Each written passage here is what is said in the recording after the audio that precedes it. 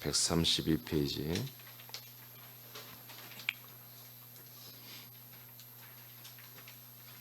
출애굽기 16장 4절을 같이 합독하겠습니다. 16장 4절 시작. 그때 여호와께서 모세에게 이르시되 보라 내가 너희를 위하여 하늘에서 양식을 비같이 내리리니 백성이 나가서 일용할 것을 날마다 거둘 것이라. 이같이 하여 그들이 내 율법을 준행하나 아니하나 내가 시험하리라. 자, 신광야의 만나로 인도하심 세 번째, 주의 인도, 주님의 인도 세 번째, 신광야의 만나로 인도하심인데요. 첫 번째는 백성들이 음식 문제로 하나님을 원망하는 부분을 말씀 배웠습니다. 오늘 두 번째로는 나아번의 원망과 하나님의 인도, 원망하는 백성들을 하나님이 어떻게 인도하시는가, 이런 부분들을 오늘 말씀 받도록 하겠습니다. 이런 부분이 네 가지를 할 텐데 오늘 그 중에 두 가지만 하겠습니다. 일림의 생수는 갈증을 채웠죠. 그러나 배고픔은 해결할 수가 없습니다. 우리 물만 먹고 살 수 없죠. 배고픔은 양식을 먹음으로 가능합니다. 이스라엘 백성들은 육적인 배고픔 때문에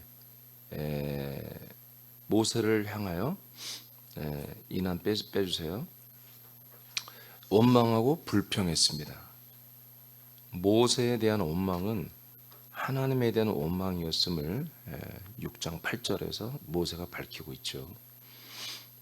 결국 이들은 하나님의 인도를 받아 약속의 땅으로 이동 중이죠. 이동 중.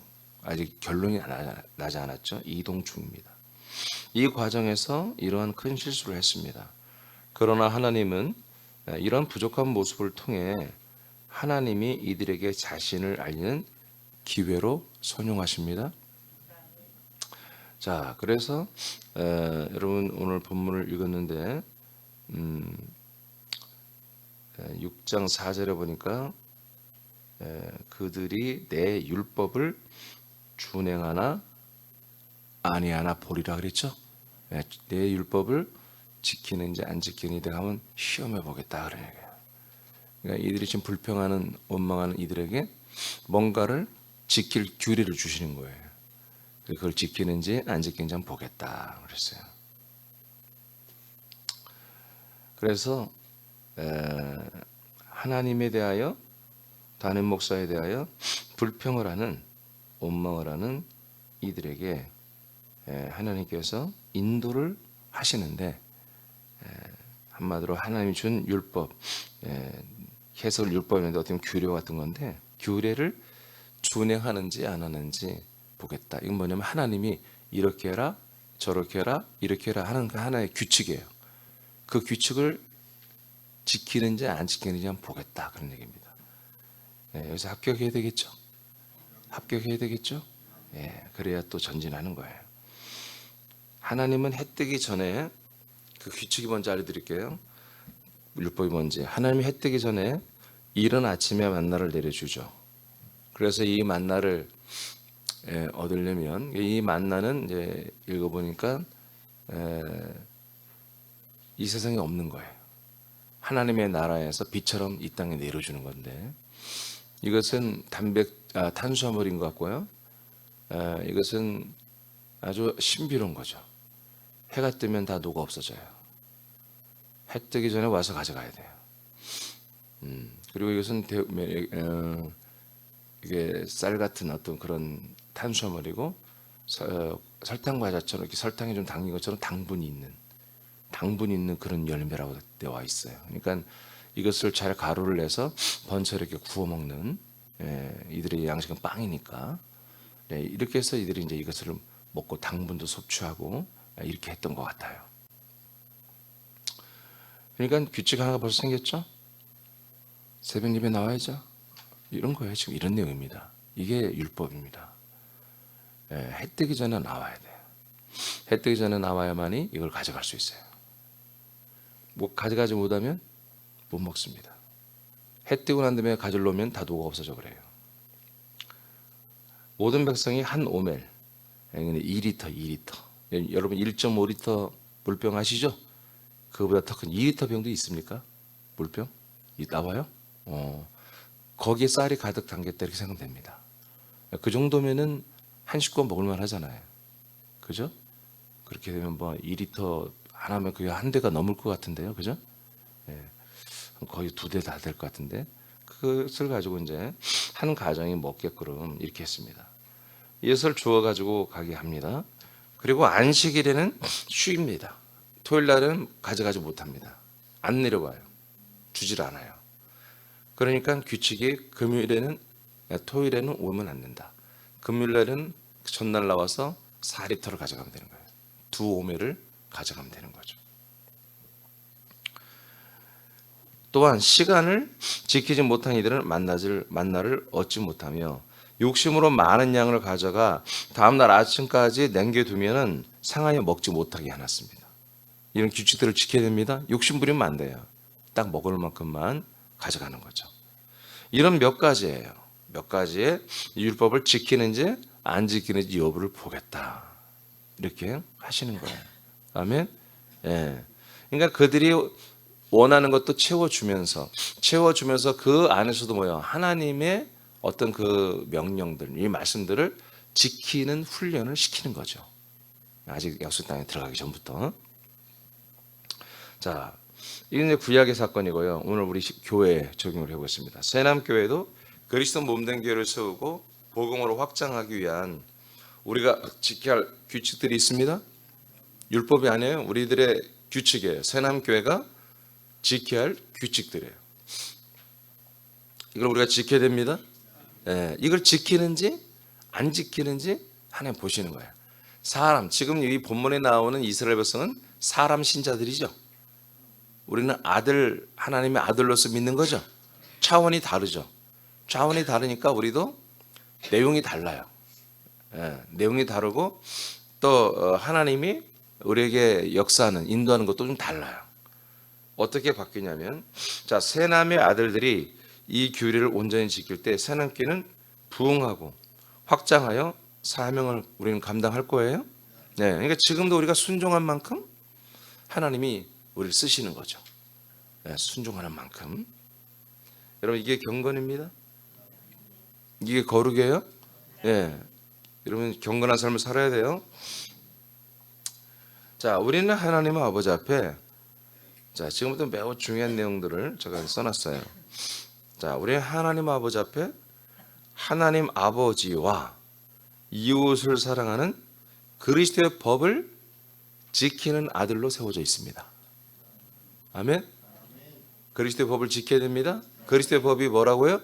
하나님 아버지를 사랑하고 이웃들을 사랑하는 거예요. 이게 그리스도의 법의 핵심적 내용이에요. 이 법은 반드시 지켜야 돼요. 우리가 할렐루야. 지켜야 돼요. 자, 이 규례를 우리가 지켜야 하나님이 우리의 이 법을 지키는지 안 지키는지 성령으로 우리 안에 오셔서 보신단 말이에요. 이게 생명의 성령의 법입니다. 아멘. 그 다음에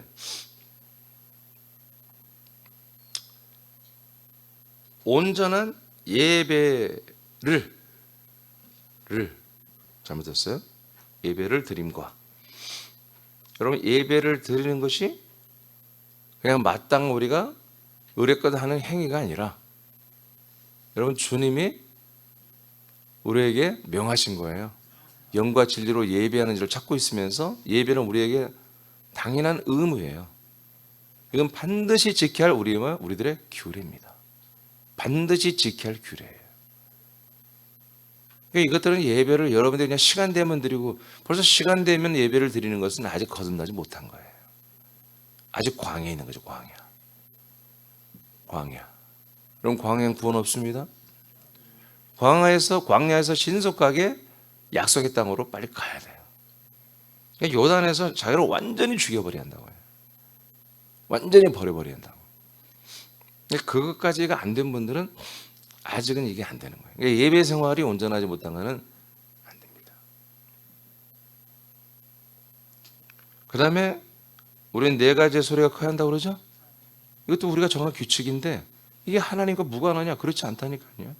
다 성경적으로 하나님 우리 새남교회를 향하여 우리에게 맞게 명령하신 거예요. 네 가지의 소리를 크게 해라. 여러분 아멘의 소리가 커야 됩니다. 큰 소리에 아멘으로 말씀을 먹는 거, 이것도 여러분 우리가 지켜야 할, 반드시 우리가 정말 이건 지켜서 우리가 살아야 할 규칙입니다. 그 다음에 말씀을 이렇게 먹는 거, 그 다음에 큰 소리로 기도하는 거, 그 이제 우리 선포도 하죠. 이것 또한 우리들의 규칙입니다. 이걸 지켜야 돼요. 안 지킨 분들은 불량한 지체들이에요. 다른 지체들을 힘들게 하는 지체들이지. 똑같이 해야 됩니다. 내가 안 하면 다른 지체가 2배로 해야 되거든. 목장을 통한 풍성한 말씀의 나눔이 있어야 됩니다. 예. 나는 말씀 나눌 게 없으니까 패스. 이건 벌써 불량한 지체란 말이에요. 그 목장을 힘들게 하는 지체들이에요. 내가 예배를 통해서 하나님께 큰 소리로 아멘하면 먹은 말씀들을 기도까지 했잖아요. 이 내용들이 여러분에게 성취되어야 되잖아요. 여러분 성취될 것이라고 나누세요. 성취되기를 원한다고 나누세요. 성취된 게 있으면 성취되었다고 나누세요. 하나님이 하셨다고 말씀하세요. 나누세요. 이런 거 하는 거예요. 그러니까 이런 패턴에 들어오지 못하면 그리스도 안에서 믿음 생활은 꽝이에요. 제로예요. 없습니다. 이렇게 반드시 해야 돼요. 이거는 우리 교회 특성이 아니라 이거는 모든 교회들이 이렇게 해야 되는 거예요. 이건 규칙이에요. 해야 돼. 그리고 친밀한 사랑과 관계를 맺어야 됩니다. 예, 여러분 목원들을 사랑하고, 그 다음에 큰 소리에 전도와 양육이 있어야 됩니다. 예, 큰 소리로 여러분 전도도 여러분 큰 소리로 하실 테드리면 고함 칠 정도는 아니지만 또박또박 큰 소리 자신만만하게. 여러분 그리스도에 보면 여러분 값비싼 거예요. 여러분 큰 소리로 전해도 충분히 되는 거예요. 양육도 그렇게 하시고요. 그리스도의 몸을 세우는 것, 우리의 사명이죠. 그래서 그리스도의 몸을 세우는 것, 이거 반드시 지켜야 우리의 사명, 규칙이에요. 하나님께서 지목하시는 도시와 나라에 또한 교회를 세우시고, 먼저는 지금 군산과 서울세난교회를 더 온전하게 세울 뿐만 아니라 다른 도시에 또 주님이 지목하는 도시에 교회를 세워가는 것, 이것이 우리의 사명이며 동시에 우리 규칙이다. 그래서 그리스도의 복음을 확장해야 됩니다. 자, 이런 부분들이 뭐다? 우리들이 지켜야 할 교례와 규칙이다. 예. 여러분 이걸 가지고 좀 계속 기도해야 됩니다. 아멘. 그럼 반드시 여러분이 지켜야 한다니까. 여러분들이 순종하고 행해야 된다니까요. 사도행전 16장 4절 5절을 선포합니다. 사도행전 16장 4절 5절. 자, 큰 소리로 선포해보세요. 자, 시작. 여러 성으로 다녀갈 때 예루살렘에 있는 사도와 장로들이 작정한 규례를 그들에게 주어 지키게 하니, 이에 여러 교회가 믿음이 더 굳건해지고 수가 날마다 늘어가니라. 이 말씀 믿습니까? 자, 예루살렘에는 사도 11명이 12명이 교인들이 신앙생활은 여러 규례와 규칙을 만드는 거예요. 우리가 지금 금방 말한 것처럼. 근데 아마 이 규례 규칙은 뭔 내용인지는 안 나왔어요. 그렇지만 제가 볼 때 지금 오늘 우리 새남교 규칙, 새남교 지켜야 규례와 규칙과 크게 다르지 않을 거라고 생각해요. 이러한 내용들을 어떻게 신앙생활 합니까? 그래, 이런 것을 기본으로 지키며 해라 라고 그런 규례와 규칙들을 알려줬을 때, 여러분 기도하는 내용까지 알려주잖아요. 우리 새남교회는. 그렇죠? 무슨 기도를 할까 다 알려주고, 이 일용할 말씀을 날마다 우리 여러분 먹고 마시잖아요. 자, 이런 규례와 규칙을 모든 교회들을 바울이 다니면서 이 규례와 규칙을 가르친 거예요. 이렇게 해보자, 이렇게 해라 하고 순종했더니 어떤 일이 일어났다? 교회가 부흥하기 시작했습니다. 아멘입니까? 그러니까 우리 사람께서 뭐예요? 이 규례와 규칙을 잘 지키는 거예요. 여러분들이 규칙을 지키는 거예요. 시험에 오늘 제가 규칙들을 말하는 거 처음 듣는 거 아니잖아요. 늘 말씀하는 거잖아요. 그렇죠? 늘 말하는 거잖아요. 이 규례와 규칙을, 우리의 교회법을 꼭 지켜야 되는 거예요. 이건 율법이 아닙니다. 그리스도의 몸을 세우고 복음을 확장하기 위해서 절대적으로 우리가 해야 되고, 또한 여러분들이 생명을 이루기 위해서 반드시 해야 할 것들입니다.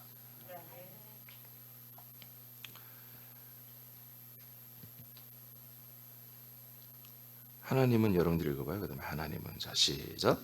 하나님은 우리들에게 위에서 열거한 규례들을 지키는 것을 확인하고 싶어 하신다. 우리에게 지금은 기회다. 최선을 다해 규례에 순종함으로 더 크게 쓰임받는 새로운 지경을 맞이하자. 네. 야, 우리 사람께 정말 새로운 어떤 차원으로 들어가길 원하죠, 여러분. 야, 저는 너무너무 이게 간절하거든요. 지금도 참 사실은 어떻게 보면 감사해요. 지금도 우리 사남교회 너무 감사하죠. 감격스럽죠. 근데 우리가 그냥 이기적으로 보면 감사해. 근데 이것을 나누기 위해서 생각해 보면 너무 답답한 거예요. 속히 지금 우리 사람께 이 정도의 모습에서 빨리 탈피를 해야 되잖아요. 그죠? 네. 한마디로 나비가 한번 허물을 벗어야 그 아름다운 색조를 가지고 큰 날개를 가지고 헐헐 날아다니듯이 말이에요. 우리도 새로운 국면, 새로운 지경을 우리가 맞이한단 말이에요. 그런데 그것의 키는 어디 있다? 바로 하나님이 우리 사람인들이 지켜야 할 분명한 우리들의 본질적인 기본적인 모습은 우리가 하나님께 보여드려야 한다 이거죠. 보여드려야 한다. 가장 기본이 뭐다? 영과 진리로 하는 예배입니다. 이 예배가 온전히 이루어져야 한단 말이에요. 이게 우리 새남교가 지금 몇 명 모이느냐 규모가 그것도 중요하지만 그보다 더 중요하다. 예를 들어서 우리가 200명 다 와서 예배해야 되는 거예요. 150명의 정원이면 150명이 다 와서 예배해야 되고 이것이 하나님에게서 보여져야 돼요. 하나님 그걸 보기를 원하는 거예요. 순도가 얼마나 경건함이 얼마나 너희들이 온전하냐 이런 것들이 그러니까 여러분 저와 함께 여러분 만나가지고 벌써 3년 4년 5년 6년 7년 8년 10년 이렇게 넘은 분들은 이걸 철저히 지키고 있어야 되는 거예요. 이걸 안 지킨다는 것은 하나님 우리 하나님께 쓸 수가 없는 거예요. 초신자들이야 그럴 수 있겠지만 벌써 1년 2년 3년 4년 5년 이 정도 된 사람들이 우리 지체들이 예배를 그냥 다 땡겨버리고 주일에 한 번 나오고 이런 식으로 한다면 내가 생각해서 우리 하나님께 쓰시면 안 돼. 이건 정말 기본이란 말이에요. 기본. 이건 상식이에요. 하나님 아버지와 우리가 아들이 되면 아버지와 아들의 관계에서의 상식이야, 상식. 여러분 상식도 못 지키면 뭐예요? 그럼 모자란 사람들인 것이거든요. 모자란 거예요. 이런 부분들을 우리가 말씀을 먹고 내가 말씀을 먹고 마시고 뭐 자라나고 그렇게 거짓말을 치지 말고 이런 기본을 지키면서 우리가 뭐예요? 자라는 것을 여러분 느낄 줄 알아야 되죠. 그렇죠? 기본을 지켜야 한다. 자, 이것을 지킬 때 보다 하나님은 뭐예요? 우리도 여러분도 자라날 뿐만 아니라 성장 구원을 이룰 뿐만 아니라 많은 사람을 붙이기 시작하는 거예요. 그래서 사도 바울이 많은 교회를 성을 다니면서 그 교회들 연약한 교회들이죠. 그때 막 세워져요. 개척 교회들이죠. 그 교회들에게 이런 규례와 규칙들을 알려줬을 때 그들이 모이는 수가 날마다 더해졌던 것입니다. 할렐루야. 그 규칙에 뭐가 있겠죠? 전도가 있었겠지 당연히. 전도와 양육이 당연히 있겠죠. 자, 우리도 제가 여기 지금 열거한 거 여러분 잊지 마시고 여러분 여기 스마트폰을 찍어서라도 이 내용을 가지고 늘 기도하시기 바랍니다. 오늘 당장 이거 기도해야 돼요. 자, 두 번째까지 하겠습니다. 나번. 자, 제목 읽어볼까요? 시작. 애굽 땅에서 인도하신 하나님을 알게 하신다. 자, 하나님이 우리를 인도하시는 하나님을 원망하는데 우리는 원망하지 않습니다. 이스라엘 백성 사람 신자들은 힘들고 어려운 거예요. 원망해요. 배고프면 원망해요. 먹을 게 없으면 원망하고 가난해지면 원망하고 힘들어지면 원망할 수 있어요. 근데 우리는 원망하지 않습니다. 뭔가 결여되고 부족해지고 없어지고 하는 것들을 우리는 다 생명 차원에서 인식합니다. 아멘. 돈, 어떤 사업 이런 걸로 인식하는 게 아니라 우리는 어떤 것에 배고픔을 느껴요? 우리는 영적인 생명의 양식을 먹는 배고픔을 느끼는 거예요. 아멘입니까? 인간 신자들은 실제로 배고픔, 실제로 돈에 결여된 부분들을 가지고 하나님께 부르짖거나 원망하거나 불평할 수 있어요. 근데 우리는 그런 거 가지고 원망하거나 부르짖지 않습니다. 우리는 실제로 우리 영이 이 생명의 양식을 먹지 못해서 내가 배고픔을 느끼는 것을 느낄 줄 알아야 되는 거지. 내가 아직도 더 많이 먹고 마셔야 된다. 아직도 내가 더 많이 먹고 마시고 자라나야 한다는 것을 느낄 줄 알아야 한단 말이에요. 그러니까 나는 배부르다. 나는 다 자라났다. 나는 우리 하나님께 최고로 생명이 크다. 이렇게 인식해버린 자들은요. 줄임과 목마름을 절대로 인식할 수 없어요. 이런 이들에게는 하나님의 인도가 아웃됩니다. 더 줄 게 없어요. 본인이 갈망하지 않는데 본인이 마시려고 하자고 본인이 먹으려고 하지 하나님 왜 줍니까? 주어도 다 뱉어내는데 무슨 말인지 알겠어요? 우리 이미 약속의 땅에 들어와 있어요. 약속의 땅에 들어와 있지만 우리 뭐요? 아들의 몸으로 장성하게 자라나야 한단 말이에요. 여러분 애들이 중학교 이렇게 남자애들 보면 중학교 때 제일 많이 크잖아요. 중학교 고등학교 2학년 때까지 정도. 이때는 애들이 정말 무지막지 먹습니다. 그런데 살이 안 쪄요. 애들마다 막 기아 난민들 같아요. 아무리 먹어도 막 볼 때 혹 들어가고 배 쏙 들어가요. 저도 한때 클 때는 1년에 11cm씩 막 11cm 컸더라고요. 우리 집에서 나보고 도둑놈이라고 했어요. 도둑놈. 배가 도둑이라고. 그렇게 많이 먹는데 그 배가 어디 갔냐. 저도 그런 시절이 있었습니다. 하루에 막 4끼 먹었어요. 4끼. 그것도 막 많이. 그런데도 배가 안 나와요. 배가 안 나와요. 우리 학생 때는요. 좀 뚱뚱하고 이렇게 덩치 있는 게 인기였습니다. 예, 그땐 다 날씬했어요. 고깃집 애들만 뚱뚱하고 전부 다 빼뺐어요. 그래가지고 우리가 부러움이 뭐냐, 좀 덩치 좀 있어봤으면. 그래서 그때 당시 일진들은 다 어떻게든지 막 막걸리를 먹어서라도 살을 찌웠다고요. 진짜로 애들이 막걸리 막 먹었어요. 살 찌우려고. 그러면 막걸리 먹고 살 쪄요, 여러분. 애들이 노랗게 막 붕 떠가지고. 그렇게 하죠. 막 담배 몇 번 지지고 막 그러면 막 일진이 되는 거야. 응? 배고픔을 느끼는 애들은 계속 먹는 거예요. 근데 배고픔을 못 느껴. 나는. 그게 배고픔을 느끼지 못하는 게 뭐야? 그게 바로 타락이야, 타락. 이 생명의 양식에 대한 배고픔과 줄임과 목마름, 사모함이 사라지는 것보다 그게 타락입니다.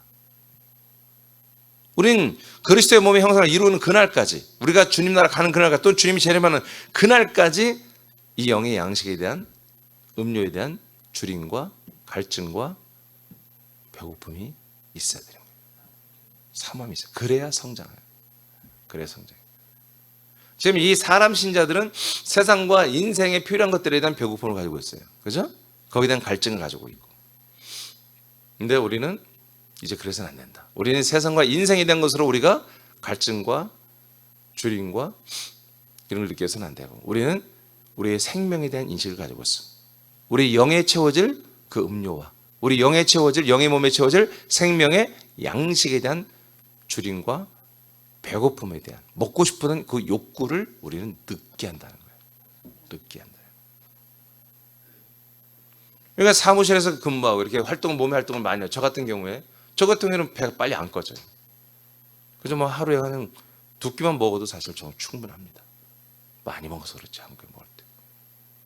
그러나 밖에 노동하고 일하시는 분들은 아침에 밥을 많이 먹고 나가도 서너 시간 힘들어 땀 흘려 일하면요, 금방 배가 에너지가 소비되니까 툭 꺼집니다. 그럼 뭐예요? 점심에 또 밥을 먹어줘야 오후에 또 일을 하잖아요. 배고픔을 느끼는 거예요. 느끼니까 밥을 먹어야 되는 거지. 저 같은 경우는 배가 안 고프면 그냥 안 먹어도 되겠다. 그냥 한번 건너뛸 때도 있는 거예요. 배고픔을 못 느끼니까. 그런 것처럼 우리의 영혼은 늘 배고픔을 느껴야 돼요. 줄임을 느껴야 돼요. 여러분, 이 말씀이 그렇게 우리는 전환해서 이 말씀을 알아들어야 됩니다. 그랬을 때 뭐예요? 하나님께 이들은 원망했자 우리는 뭐예요? 구해야 한다는 거죠. 구해야 한다. 우리 생각에는 뭐 구할 것도 없어. 오면 되잖아. 구한다면 하나님, 내가 왜 이렇게 새벽에 못 일어날까요? 일어나게 주옵소서. 그래요, 뭐 나오시면 되잖아요. 오시면 날마다 정찬 준비되어 있잖아요. 아멘? 예. 그러니까 저는 밤에 어제도 좀 서울에 일이 많아서 늦게 왔는데, 예. 와서 밤에 10시에 퇴근했어요. 가면서 뭐예요? 대박. 내일 그냥 정찬으로 그냥 엄청나게 먹여야 되겠다. 그런 설레는 마음으로 퇴근했어요. 아멘. 여러분, 이런 마음으로 저는 늘 이 새벽을 기다린다고요. 손님이 적어서 그렇지. 자, 출애굽기 6장 16장 6절 보세요. 시작. 모세와 아론이 온 이스라엘 자손에게 이르되, 저녁이 되면 너희가 여호와께서 너희를 애굽 땅에서 인도하여 내셨음을 알 것이요. 자, 저녁에는 어떤 일이 일어나요? 저녁에는 메추라기를 주겠다는 거예요. 고기를 주겠다. 새벽에는, 아침에는 만나를 주겠다. 이렇게 이제 말씀하셨어요. 그건 저녁에 고기를 주면서 이들이 배고프다니까 배를 채우면서 하나님이 한마디로 목적하는 것보다 첫 번째는 하나님이 정한 규례와 규칙, 율법을 지키는지 안 지키는지 보려고 그러고, 물론 이들은 다 안 지켰습니다. 막 더 가져가고 난리가 났었습니다. 읽어보니까.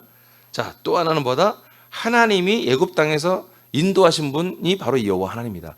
이것을 알게 하려고 하는 거다. 이것을 알게 하려고 하는 거다. 깨닫게 하려고 한다. 이걸 잊지 말게 하려고 한다. 자, 여러분이 전체 읽어보세요. 자, 시작. 다 같이 읽어요. 다 같이. 저녁에는 시작. 저녁에는 메추라기 고기를 먹게 하신다. 그들의 배고픔으로 인한 원망에 책망하는 대신에 이들의 문제를 해결해 주므로 애굽의 압제에서 해방시키고 인도하시는 분이 하나님이신 것을 알게 하신다. 세남의 아들들은 하나님이 하신 일을 하나님이 하셨다고 시인하고 말하고 나누고 증거해야 한다. 우리들은 때로는 다른 사람들이 나에게 호의를 베풀어 한 것들에 대해 감동하고 감사하고 나누고 알리고 전한다. 하나님이 나에게 하신 것보다 더 크게 여기고 평가한다. 자, 여기까지 일단. 자, 이런 부분이 너무나 많잖아요. 이거 고쳐야 된다, 진짜로. 이 하나님이 정말 서운해하세요. 우리는 어떤 사람들이 나에게 호의를 베풀고, 그것도 아주 상당히 유력한 자들, 괜찮은 분들, 군산에 시의원이나 국회의원이 와서 나한테 이러면 난리 나지. 그냥 전화해서라도 그냥 밥 사준다면서 몰아가지고 그 얘기를 자랑할 거예요. 이런 분들이 나에게 호의를 베풀고, 나에게 이렇게 관심 가져주고, 나에게 이렇게 여러 가지 편리를 봐주고, 나에게 도와줬다. 이게 얼마나 이게 참 무슨 일입니까? 하나님은 우리 안에 함께 살아주면서 24시간 내내 우리를 돌보시잖아요. 그러니까 하나님이 나에게 하는 거, 하나님 나에게 말씀 주신 거, 나를 지금 또 자라나게 하는 거, 성장하게 하는 거, 지켜주시는 거, 인도하시는 거, 이것은 말씀 나누는 시간에 없다는 거야, 할 말이. 그런데 어디 이웃 누가 하나, 또 친구 하나가 오랜만에 와서 뭘 갖고 왔다는 둥, 대학에 뭘 해줬다는 둥, 이런 얘기는 말이에요. 쓸데없이 밥 사줘가면서 말하고. 여러분, 이건 싹 갈아엎어야 됩니다. 이게 얼마나 하나님을 모독하는 행위냔 말이에요. 알겠습니까? 예, 우리가 인생과 세상에 거기서 뭔가 오는 것도 다 하나님의 허락함 속에서 오는 거잖아요. 자, 그 다음 읽어보세요. 우리가. 자, 시작. 우리가 사람으로 하나님을 믿을 때는 이러한 불손함 때문에 하나님을 근심하게 하며 하나님을 체험했다면 이제는 하나님 아버지가 아들된 우리들을 인도하시는 것들을 예민하게 살펴서 알고 하나님 아버지께 감사로 영광을 올려드리라. 아멘. 그래서 정말 모든 통치가 우리 안에 계신, 내 안에 계신 정말 삼일째 예수님이 하시는 건데, 그래서 그 사람이 이렇게 했다, 그 사람의 나와의 관계, 영담을, 체험담을 말할 게 아니라 바로 내 안에 계신 삼일째 예수 하나님께서 어떻게 이렇게 통치했다는 그 예수님을 자랑해야지. 그 하나님 아버지를 여러분들이 자랑해야죠. 그렇죠? 그분의 그 아름다운 덕을 선전하는 자들이 돼야 되죠. 여러분 다 바꾸시기 바랍니다. 바꾸세요. 자, 에베소서 2장 4절 6절을 보겠습니다. 시작. 긍휼이 풍성하신 하나님이 우리를 사랑하신 그 큰 사랑을 인하여 허물로 죽은 우리를 그리스도와 함께 살리셨고 너희는 은혜로 구원을 받은 것이라. 또 함께 일으키사 그리스도 예수 안에서 함께 하늘에 앉히시니. 자, 주님의 인도의 두 번째 맥락은 뭐예요? 우리들이 어떤 결여된 부분들을 느끼게 하면서 주님이 우리에게 인도하는 어떤 부분이 뭐예요? 바로 뭐예요? 하나님이 바로 삼일째 예수님이 저와 여러분들을 그 흑암의 권세에서 우리를 건져내서 사랑의 아들의 나라로 인도하여 우리를 인도하고 있다는 거예요. 아멘? 지금도 나를 인도하고 있다. 나를 계속해서 인도하고 있다. 어디까지? 나왔잖아요. 여러분 읽었잖아요. 허물로 사랑으로 인도해 주는데 허물로 우린 죽어 있었다. 그런데 하나님이 그리스도와 함께 우리를 살려주셨다. 아멘. 또 함께 부활의 생명으로 일으켜 주셨다. 그 부활의 생명으로 함께 하나님의 나라에 앉혀놨다. 이게 다 인도하심이죠. 네, 여기까지 다 인도되었죠. 그리고 우리는 하늘에 앉을 정도가 아니라 그리스도의 몸 안으로 들어와 있죠. 자, 그리스도의 몸 안에 있을 뿐만 아니라 그리스도의 그 형상, 자랑, 상상한 분량만큼 지금 살아나며 그 그리스도의 몸을 채워가고 있죠. 자, 여기까지 보십시오. 하나님이 우리를 인도하고 있단 말이에요. 예수님이 인도하고 있단 말이에요. 이 인도함을 뭐예요? 우리가 정확하게 알아야 한다는 거예요. 알고 이 부분에 대해서 우리가 뭐예요? 감사와 감격이 날마다 있어야 한다는 거예요. 아멘입니까? 그러려면 어떻게 해야 돼? 규칙을 지켜야 돼. 규례와 규칙을 지키면서 아는 거지. 안 지키면서 어떻게 이걸 아냐고요. 규례와 규칙을 지키면 지킬수록 배고픔을 느끼는 거예요. 갈증을 느끼는 거예요. 왜? 부활에 대한 소망이 더 명확해지니까. 그렇잖아요. 우리 젊은 애들, 10대들 혈기왕성하고 몸에 아무리 써도 조금만 자고 나면 다 회복되고, 그런 애들은 몰라요. 이 부활의 소망이 얼마나 절실한지. 그냥 이론적으로 알고 좀 기대하는 거지. 그러나 여러분 60이 넘고 70이 넘은 분들 몸이 정말 옛날 같지 않고 조금만 해도 피곤하고 조금만 해도 뭐 이렇게 탈이 나고, 이런 분들은 새로운 몸을 간절히 원할 거 아니겠어요? 아멘. 앉는 거 봐. 아니, 거울을 봤는데 얼굴이 막 쭈글쭈글해졌고, 어머, 야, 진짜 내가 정말 노인 됐구나. 근데 이렇게 가만히 보면 나이가 드셔도 나이 먹은 줄 모르더라고. 이렇게 보니까 사람들이 60이 넘고 70이 넘어도 그냥 본인들 그냥 30, 40대처럼 생각해요.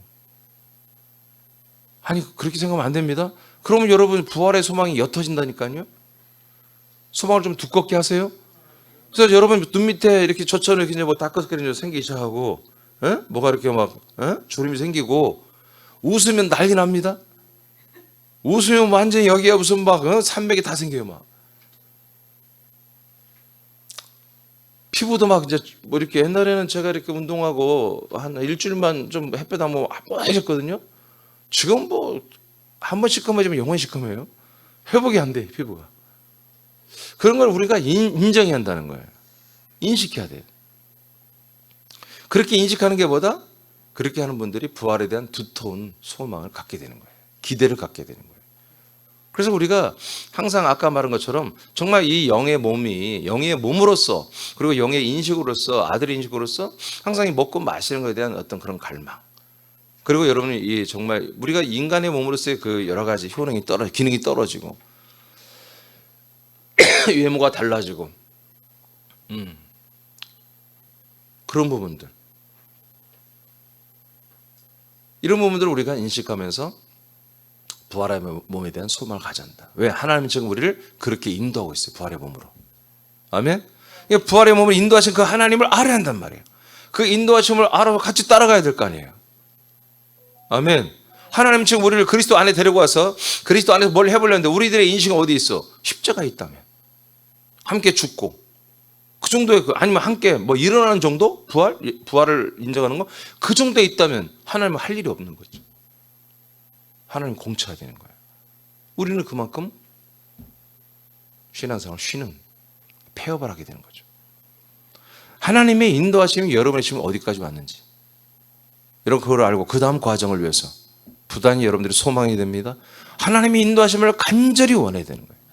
여러분 가정, 여러분의 어떤 사업, 돈, 재정, 건강, 이것으로 때문에 간절히 하나님께 인도하달라고 기도하지 마시고, 여러분 영의 몸, 우리 그리스도의 몸 된 교회, 이 복음의 확장, 이 하나님의 나라와 그 하나님의 의에, 이것을 위해서 우리가 먼저 정말 힘껏 구하고, 이 부분에 우리가 배고픔과 주림과 갈망을 느끼게 한다. 이게 진짜 믿음이에요. 그 다음은 이 일에 쓰임받게 하나님의 합당하도록 우리의 모든 몸과 혼과 영과, 그 다음에 영의 몸과, 그 다음에 우리의 모든 가정과 재정과 환경과 모든 것을, 우리 위치를 다 제비차고 통치하시는 거예요. 그 다음에 그게 이루어지는 거예요. 로마서 8장 14, 18절 15절까지 읽어보세요. 시작. 무릇 하나님의 영으로 인도함을 받은 사람은 곧 하나님의 아들이라. 너희는 다시 무서워하는 종의 영을 받지 아니하고 양자의 영을 받았으므로 우리가 아빠 아버지라고 부르짖느니라. 자, 하나님이 성령으로 우리에게 나타나시죠. 삼일째 예수님이 성령으로 우리를 인도를 하고 있습니다. 자, 성령의 인도를 받는 분들은 누구다? 하나님의 아들들이다. 하나님의 아들들이다. 그래서 우리가 인식하는 거죠. 우리는 정말 아들의 영, 양자의 영을 받아서 아들이 됐고 하나님을 아빠, 아버지라 부르는, 난 부르고 있다. 이 사실을 인식해야 한다는 거예요. 하나님 지금 여기까지 우리를 인도하신 거예요. 계속해서 우리는 뭐예요? 아들의 지각, 아들의 위치, 아들의 현 주소를 날마다 성령님이 잊지 말라고 우리에게 각인시켜주고 있는 거예요. 이게 뭐예요? 성령님의 인도, 하나님의 인도하심이에요. 그러니까 우리는 어떤 갈망을 느끼냐에 따라서 성령님의 인도를 받는가, 아니면 사단 마귀의 인도를 받는가 결정되는 거예요. 세상과 인생을 위해서 우리가 배고픔을 느끼고 여기에 갈망을 느끼고 여기에 기도하고 여기 이것 때문에 날마다 하루 종일 얘기하는 게 이거고 하루 종일 생각하는 게 이거고 하루 종일 이것 때문에 속상하고 하루 종일 이것 때문에 기쁘고 한다면 그건 사단이 이 사람을 맡아줘야 되는 거죠. 하나님이 성령이 인도할 게 없는 거예요. 성령이 인도할 게 없어요. 성령 계속해서 우리가 하나님의 아들로 살고 아들의 모든 격과 아들의 생명을 채워가고 이루어가고 자라나게 하는 것에만 성령님이 일할 게 있거든요. 인도하심이 있거든요. 아멘입니까? 이것을 우리가 분명히 알아야 한다. 16절, 17절 시작. 성령이 친히 우리의 영과 더불어 우리가 하나님의 자녀인 것을 증언하시나니 자녀이면 또한 상속자 곧 하나님의 상속자요 그리스도와 함께 한 상속자니 우리가 그와 함께 영광을 받기 위하여 고난도 함께 받아야 할 것이니라. 생각하건대 현재 고난은 장차 우리에게 나타날 영광과 비교할 수 없도다. 아멘. 그래서 성령님이 나를 인도한다. 나는 성령님의 인도를 받아야 된다. 날마다 성령님은 나의 인간적 혼과 인간적 몸에게 말하는 게 아니라 거듭난 아들의 영 안에 계시면서 아들의 영인 나에게 말씀을 하신다. 그래서 저와 여러분들은 하나님의 영이 인도하는 아들이 되었다면 우리들의 모든 사고방식, 우리들의 모든 자아는 육신에 있지 않고 영에 있어야 된다. 그 영에 계신 성령님이 날마다 영 안에 들어온 나의 자아에게 말씀하시고 인도하여 주신다. 인도하는 이들은 이와 같이 고난도 값지게 되는 것이다. 고난 가지고 이스라엘 백성들처럼 힘들다, 어렵다, 불평불만하는 게 아니라 그 고난을 통하여 생명을 더 깊이, 더 두껍게 해나가는 방편으로 이 고난을 사용하는 거예요. 아멘. 장차 우리에게 올릴 그 영광을 위하여, 장차 내게 덮어져 그 영광을 위하여 이 고난도 감격하고 감사하며 이 고난을 묵묵히 우리는 다 감당해 나가는 거예요. 해 나가는 거죠. 할렐루야. 어떻게? 이 규례와 규칙을 지켜나가면서. 규칙. 빌립보 3장 11, 14절 시작. 어떻게 해서든지 죽은 자 가운데서 부활에 이르려 하노니 표대를 향하여 그리스도 예수 안에서 하나님이 위에서 부르신 부름의 상을 위하여 달려가노라. 네, 이게 하나님의 인도하심이에요. 자, 어떤 일을 통해서 하나님보다 너희들이 내가 말이야 너희들을 인도하고 있는지 인도하는지 잠깐. 내가 하나님이 우리들에게 어떤 시험을 줄 수 있어요. 우리 아들들에게도 시험을 주어서 뭐를 알게 하고 싶다. 하나님의 인도하시는 하나님이라는 것을 너희들이 알기를 원한다는 거죠. 우리도 똑같아. 예. 그러니까 계속해서 하나님은 우리의 아버지로서 성령님의 역사로 아들 되는 우리에게 인도하고 계시죠. 이걸 우리가 날마다 체험하고 경험하고 이에 대해서 감사하고 감격하는 그런 삶을 살기를 원하신다는 거예요. 이것 때문에 가끔 우리에게 여러 가지 결여된 부분, 부족함, 생명 차원과 영적 차원, 여러분 교회 차원에서 우리에게 결여된 부분들을 느끼게 해주시는 거예요. 아멘입니까? 때는 우리가 생활의 부족함을 통해서 우리는 생명과 영의 모든 것들의 결여를 여러분 정비해서 느껴보는 거예요. 아멘. 그렇게 우리는 자꾸 해석해 보는 거예요. 예. 그래서 14절에 계속해서 사도 바울은 표대를 향하여 그리스도 예수 안에서 하나님이 위해서 부르신 부름의 상을 나는 향해 달려간다. 이게 사도 바울은 뭐예요? 영적으로 생명적으로 가장 큰 자죠? 그렇죠? 당시에 가장 큰 자가 아니겠어요? 어떤 사도들보다도 어떤 성도들보다도. 그럼에도 불구하고 이 사람은 늘 배고팠습니다. 이 사도 바울은 늘 배고팠고 늘 줄이었어요. 그래서 이는 정말 어떻게든지 이제 자기가 죽고 그리스도의 그 죽음과 연합하고 그 다음에 부활에 연합하기 위하여 그 부활에 한마디로 도착하기 위하여 부활의 표대를 도착하여 그 배고픔을 가지고 날마다 그 갈망을 가지고 뛰어나갔습니다. 이 사도 바울이 이 하나님의 아들 이 사도 바울이 나는 이 정도면 내가 믿음이 제일 크고 생명도 제일 크고 영의 몸이 잘 자라났으니 이제는 내가 좀 은퇴하고 쉬어도 되겠다. 이렇게 하지 않았다는 거지. 순교하는 그날까지 이분은 이것이 얼마나 위대하고 얼마나 좋고 얼마나 영광스러운 걸 알기 때문에 절대로 여기에 대해서 안식이 없었던 거예요. 이 사람은 모든 것에 대해서 이 세상과 인생에 대해서는 다 안식해버렸습니다. 근데 이 영생에 대해서는 안식한 적이 없어요. 늘 달려나갔습니다. 자, 우리도 마찬가지다. 우리도 동일하게 모든 범사에 우리가 뭔가 배고픔을 느끼고 결여된 걸 느끼고 할 때마다 우리는 주님의 인도하심을 우리는 알아야 한다 이거지. 우리는 지금 뭐예요? 우리 새남교회는 개인적으로 보면 너무나 우리는 감사한 거예요. 그러나 우리가 단체적으로 보고 거시적으로 보고 하나님의 입장에서 전 세계를 향해 바라봤을 때는 이 교회와 복음은 속히 정말 신속히 긴박하게 확장되고 빨리 세워지고 알려져야 되겠죠. 예. 왜 그래요? 우리가 알았으니까. 몰랐을 때는 그냥 우리만 사랑받고 우리만 잘 되면 되는 걸로만 알았다면 우리는 이렇게 하지 않았을 거예요. 제가 13년 반 목회할 동안에는 뭐 세계 우리 교회를 세우고 선교사들과 목사님들 우리 새롭게 돌아와서 말씀을 배워야 되고 다시 나가 이런 생각 해본 적이 없어요. 2004년 4월 마지막 밤 지나고 나니까 이런 마음들이 막 쏟아 부어지는 거예요. 이 그리스도 안에 들어오고 나니까 이 말씀이 하나님의 말씀이 전체 끝을 봐버리니까 이런 생각밖에 없는 거예요. 이것은 정말 우리가 독점할 수 있는 게 아니라 아직 이걸 모르는 목사님 선교사들이 있다면 이건 빨리 나눠야 되겠다.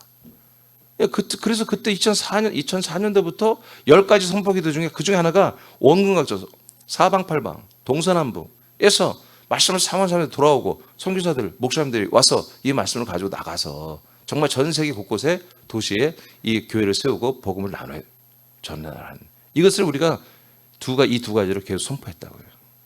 기도하고. 그러니까 모르면 못하는 거예요. 알면 하는 것입니다. 알면. 근데 이게 몰라야 될 일이 아니죠. 그리스도 진리 안에 들어왔다면 여기까지 다 알아야 되는 거예요. 그러면 진리를 안 게 아니죠. 그걸 모른다면.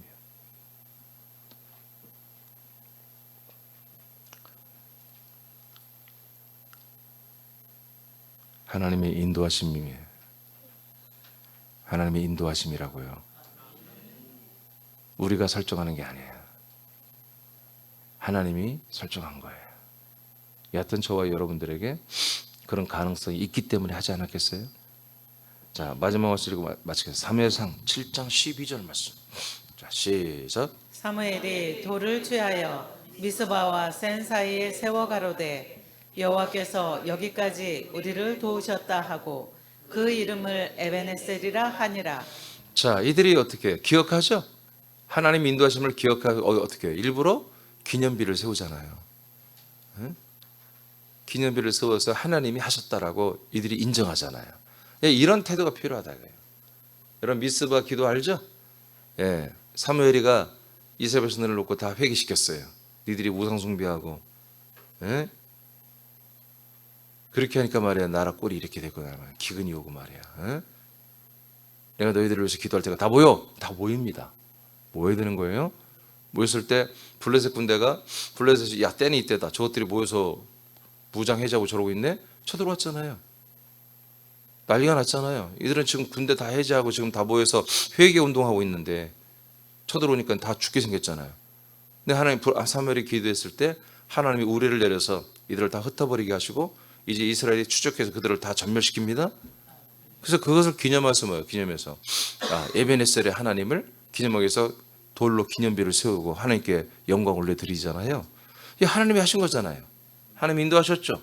이렇게 우리는 날마다 뭐 돌을 세울 필요는 없지만 우리가 입으로 또는 여러분들이 감사의 물로 하나님이 하신 것들이 여러분들에게 있으면 감사로. 그래서 제가 예전에 했잖아요. 감사함을 드릴 때 이것저것 써도 좋겠지만 여러분 주님이 하셨습니다. 내지는 주님께 영광. 이렇게 해서 감사함을 이런 일이 있을 때마다 여러분들이 표현을 하는 게 옳아요. 알겠습니까? 예. 매주 하면 좋겠지만 여러분 재정적으로 어려움이 있으니 그렇게 하면 매달에 한 번 정도는 적어도 한 번 정도는 여러분 이렇게 하나님의 기념비적인 그런 감사를 하는 거예요. 하나님이 하셨다고. 하나님이 인도하셨다고. 예. 이 갈망이 큰 분들은 갈증이 배고픔이 큰 분들은 이 감사가 더 크겠죠. 거기에 대한 부여되는 게. 오늘 여기까지. 하나님이 이 신광야의 만나 사건, 이들이 배고픔 사건을 통해서 하나님은 이것을 통해서도 하나님이 뭔가 역사하는 게 있습니다. 예, 하나님이 이들에게 뭔가를 훈련시키시고 깨닫게 하고 믿음을 더욱더 성장시키는 뭔가를 합니다. 그걸 4가지가 있는데 오늘 2가지를 했습니다. 내일 나머지 2가지를 다 할지 한 가지 할지 모르겠지만 여러분 예비 신자들, 여러분들이 전도하고 새롭게 온 지 얼마 안 된 분들, 이분들도 이 과정을 지금 겪고 있습니다. 여러분 알고 여러분 양육하시고 전도하시기 바랍니다. 여러분 알고 그 다음을 여러분은 더욱더 알아야 되고, 여러분의 삶에 이게 다 적용됐어요. 여러분 피드백이 돼 있어야 됩니다. 그리고 여러분들이 전도하고 양육하는 분들에게도 여러분들이 풍성한 이 경험을 가지고서 그들을 여유 있게 여러분 리드해주고 섬겨주고 가이드해주는 여러분들을 축복합니다. 기도하겠습니다.